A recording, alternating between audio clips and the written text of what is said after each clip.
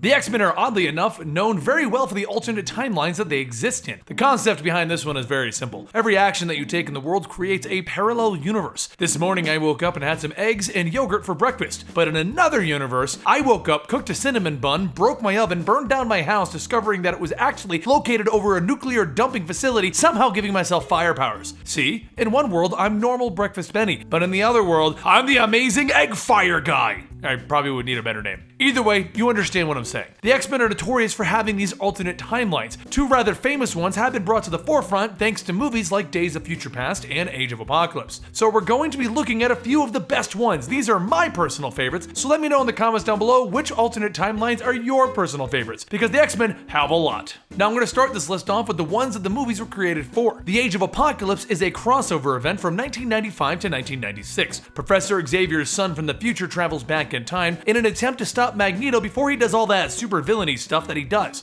But with his infinite time traveling wisdom, he accidentally kills his own father, Professor Xavier, which forces Apocalypse to attack the Earth 10 years earlier than he was originally planning to, which without the Professor, the X-Men are unprepared, and Apocalypse wins the battle, conquering the world. Various superheroes form factions, everyone fights, and eventually Bishop is sent back in time to prevent Legion from killing the Professor, correcting the timeline. Next up is the other one that got a movie, Days of Future Past, which is actually only a 2-issue arc that came out in 1981. In this storyline, the world's in a place where mutants are in internment camps, and Kitty Pryde has to go back in time to prevent the assassination of Senator Robert Kelly, which was going to launch the program which would make Sentinels to hunt down mutants, and then the Sentinels would go insane, creating their own sentient mother figure, and they were the ones that put the mutants in the internment camps. By Kitty Pryde going back in time, they can prevent any of that from actually happening. Now the Sentinels did end up getting made, they just didn't go insane. This is actually a really short one for how popular this alternate timeline is. Lots of people like to talk about the Days of Future Past future. Mutant X is another one of my favorites, and it's from 1998 to 2001. In this timeline, Scott Summers was abducted with his parents, so he was never around to join the X-Men. Luckily, Scott's brother Havoc was still around. Havoc led the X-Men, known as the Six here, and in a weird twist, Havoc from the proper universe dies at the exact same moment that the Mutant X Havoc dies, so the proper timeline's Havoc's soul finds its way into the body of the Mutant X version, and boom, proper Havoc living in the Mutant X world. This one ran for about 30 issues, so there's quite a few storylines within it, but I'm just gonna let you know some of the more interesting differences. In this world, Magneto leads the X-Men, Professor Xavier becomes possessed and a bad guy, and the mutant gene isn't given at birth, it's actually something that can pop up at any time in your life. Next up is Forever Yesterday. This one ran for about 3 issues in May of 1991.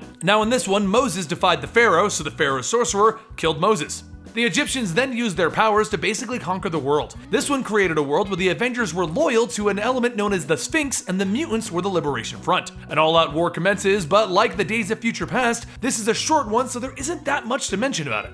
Lastly, we have to mention House of M. This was an X-Men timeline that everyone in the entirety of Marvel had to deal with. The idea is simple. What if the mutants finally ruled like Magneto wanted and the humans were the second-class citizens? When the world was shifted to this timeline, Logan, aka Wolverine, remembered everything from the original timeline due to his brain healing or something close to that. So he set forth gathering who he could to fight against Magneto and his family and correcting the timeline. In the end, we do discover that it was actually not Magneto, but another individual in his family, and I'm not going to spoil it for you, but it is really interesting.